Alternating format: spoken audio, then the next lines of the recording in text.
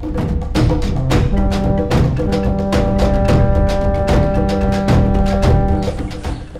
YouTube and welcome to another Zen and Art of Miniature Painting video, and in today's video we're looking at the Gorechosen box game from Games Workshop. This came out a while back. I thought what I would do is just do an unboxing video and then show you what's in the box, and then just give you my thoughts on that, and then once we've done that I'll go away and I'll paint the miniatures, and in the follow-up video I'll give you a bit of a review and just show you what I did with the miniatures that are included in this box, and just give you my thoughts on how the game plays. First of all, it's great value for those people who are into or potentially thinking of going into Age of Sigmar. If you have the box set, this makes a great addition. You get 4 Khorne heroes, if that's your thing. If it's not your thing, then it's just a standalone game, and I suppose you can paint the miniatures as much or as little as you like and treat them simply just as gaming pieces. It's all really up to you. This game has a recommended retail price of £35 British sterling. However, you can get it for just under £30, £29.75 at many independent stockists online such as Element Games. And if you'd like to help out the channel, please feel free to use our code, which will give you crystals and also give us a little bit of a kickback from Element Games. So if you do decide to go ahead and buy this. So as you can see, it's the usual Games Workshop fare, beautifully made box art. Very gory, as you can imagine, because we're dealing with Khorne here as a subject matter. The box itself is, it's tagged as a game of brutal arena combat in the Age of Sigmar. The Age of Sigmar branding is very strongly through on here, and it's I think it's very much been launched with the notion to getting people into the game. The community seems to be very sort of mixed in its feelings about Age of Sigmar, and I think attempts like this are a very good way for Games Workshop to try and enthuse people about a game which they may be slightly sore about, given that they lost their Warhammer Fantasy. Okay, so the back of the box shows you pretty much everything you can get inside: a board, 4 miniatures, rulebook, cards. It seems to be very heavily card based and token based, and the 4 heroes: Red Arg Bloodfane, Core Hammerskull, Heldrax Gore-Touched, and Vexnar the Reaper. Those are suitably ridiculous names, but that's exactly what you expect from a Khorne based game.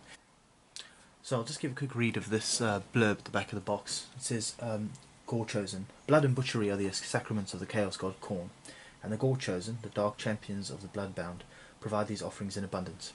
In Gorechosen, these fiercely competitive warriors take to the arena, battling and killing each other to demonstrate their worth to their god. Featuring stunning miniatures and fast-paced, brutal gameplay, Gorechosen is a desperate tactical battle royale in which only one fighter can triumph. Will your chosen champion dominate the arena, or be struck down in ignominy? Wow, there you go. So, contents: 4 Gorechosen champions, arena board, 4 fighter reference cards, 52 action, initiative and critical injury cards, and assorted tokens and dice. And there you go. So what we'll do now is I'll show you the internals. I've obviously opened this box before because I've got the wrong way around, as you can see, but I thought I'd just give you a kind of... just wanted to show you this quickly on the side. What I love about this is just the way that Games Workshop have done this, just the way they've got Heldrax, Gore-Touched, and Red Arg Bloodfane, and Core Hammerskull, and Vexnar the Reaper. It's a really cool art. It's typical of Games Workshop. So here we go. There's included a rule book, as you can imagine. One of the cool things about it is it obviously tells you all about the game, and there's loads of GW art in it. It introduces you to the characters, the 4 characters that we have here, and it obviously tells you how to play the game, and it all seems really nicely laid out. And so, looking forward to giving this a whirl. But also, what's interesting is there are 4 extra characters that presumably you can cut these out. These are character cards. You can cut them out and use, and if you glue them to something, stiff with the stiff back, then you can use these 4 additional characters. I recognise 3 of these as characters you can buy. I think these 2 come in the starter set, so you can expand the game immediately upon purchase using the things you have in your starter set, if you have them. And then of course, continuing your adventure, Games Workshop are keen for you to buy more of their product and introduce you to the Age of Sigmar game. Now, I've not played Age of Sigmar, so I can't comment on that, but I do think it's a very great marketing scheme to try and bring people into the game and and sort of also to an extent reintroduce people who are perhaps Games Workshop veterans. I haven't bought the Games Workshop Age of Sigmar starter set, but this is a really great introduction in many ways. And then there's a little pamphlet here that gives you your instructions on how to build your miniatures, but also a little painting guide as well, which is quite handy. I suppose what you probably want to do is jump onto YouTube and go and watch one of Duncan Rhodes' videos that explains exactly how to paint these miniatures. So there we have it. Okay, and then other bits and pieces, you get your board. It's double-sided, and the layout does appear to be different. So here there's 4 red hexes, and they're slightly differently spaced from the 4 hexes on here. And it's different art once again, so you have a choice there. I don't know how that impacts on the game, and we'll find that out in the second video. Right, and then of course you get your token things. One of the tokens has already fallen out, but they're just the standard kind of neatly made tokens. Nothing too kind of mind-blowing here. But you've got this blood tracker. This is one of your main boards, and this basically decides. I'll just pop that out. That decides, you know, what sort of special things your character can do. Apparently, so what you do is you spend these blood tokens up and down, knock them down to do amazing actions. So it's like a fury mechanism, which seems pretty cool. And then obviously a whole host of more tokens, which we'll go into in the second video. Some dice, okay, some standard red dice. You get your bases as well, which you'll need for your miniatures. And then they've put the actual sprues into the compartments in the box. It's a character per sprue, and I must admit, just looking at them now, the detail is absolutely stunning. I mean, we'll see what they look like when they're painted once I've got some paint on them, but they do really look good. Anybody who's seen the new Age of Sigmar stuff, you must admit that the quality is definitely there in terms of the product. If the aesthetic's not your liking, fair enough, but the actual you know, I suppose the technical skill going into the miniatures now is just so different from what it was, say, 10 years ago when with the old 2D sculpts, you know, everything on the plane. You know, some of the old Eldar miniatures from 2nd and 3rd edition stand out in my mind as being very sort of, you know, aligned along a plane so that they could be cast in metal. Righto, so here we go, we've got our 4 characters. Again, won't dwell too much on this, I'm not going to assemble them now, we'll do that in the second video. And then we've got the character cards, so here we go. The 4 character cards: Redar Bloodfane, Vexnar the Reaper, Heldrax Gore-Touched, and this fellow here, Kor Hammerskull. And they've got a health tracker running down the side. Okay, can't see that here too great here, I'll bring it in, but they've got a health tracker running down the side and a picture of who they are, plus their kill zones. They have different kill zones based on the weapons they have, so in other words, the fellow with, I think it's Vexnar, yep, Kor Hammerskull, has got a larger kill zone based on the fact that he's got he's swinging a huge, like flailing hammer thing.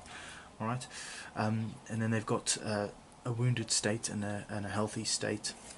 And then on the back there's also loads more stuff, you know, Fate of the Slain. And these seem to be generic. Yeah, they do seem to be the same across the board, there's no difference here. So, you know, those ones that I showed you in the rulebook, the same table applies to them as does these, so it's not the end of the world if they're not double-sided. I suppose what you could do if you're really intrepid is photocopy this and actually match it to the front end so that you can play with more characters. Right, and then we get to the cards. So there are critical injury cards and initiative cards. These are the small ones.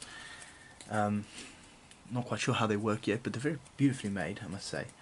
I'm really liking this new sort of thing that Games Workshop is doing of releasing boxed games with expansions or expansion possibilities, whether it's just using different miniatures or alternatively things that appear in White Dwarf. Here are action cards, and again, beautifully made, just very good quality card stock, so you know, definitely can't complain there. Righto, and that's it pretty much. Notice the rather nice box that comes with it now. I think these big indentations here are to actually put your miniatures in because they've got a rounded lip at the base, so these bases will stand in there like this. So what you could theoretically do, if this was just a board game to you, you could just pop these, the miniatures would just sit in these little holes, indentations, and you could just keep everything in one box. However, most of the people I think who've picked this up are wargamers, so we've probably got existing collections, and the last thing we'd want to do is chuck our miniatures inside. a plastic shell, essentially, where they can rattle around. So that's all for now. Essentially, I can't really comment on the game yet, as I haven't played it. But what I can say is the quality of the miniatures on their own makes this worthwhile. Okay, so I just want to finish up this video by just giving you some final initial thoughts, I guess. I haven't played the game yet, so can't comment on that yet, but what I can say is that in terms of value, the box represents an enormous saving. So if you're a Khorne player, buy this box, because you'd pay £72 just for the heroes, because they're £18 a pop from Games Workshop individually.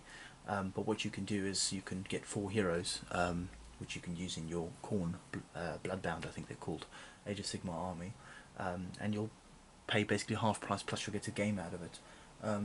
So it's a no-brainer there. For people who don't play Age of Sigmar and don't collect Khorne, I think we'll hang tight and we'll see what I have to say once we've had a go at playing the actual game itself. So far though, I'm impressed. I think it just looks very pretty. The proof though is going to be in the pudding. So in the next video I will come back to you and I'll tell you what my thoughts are of the game as it plays,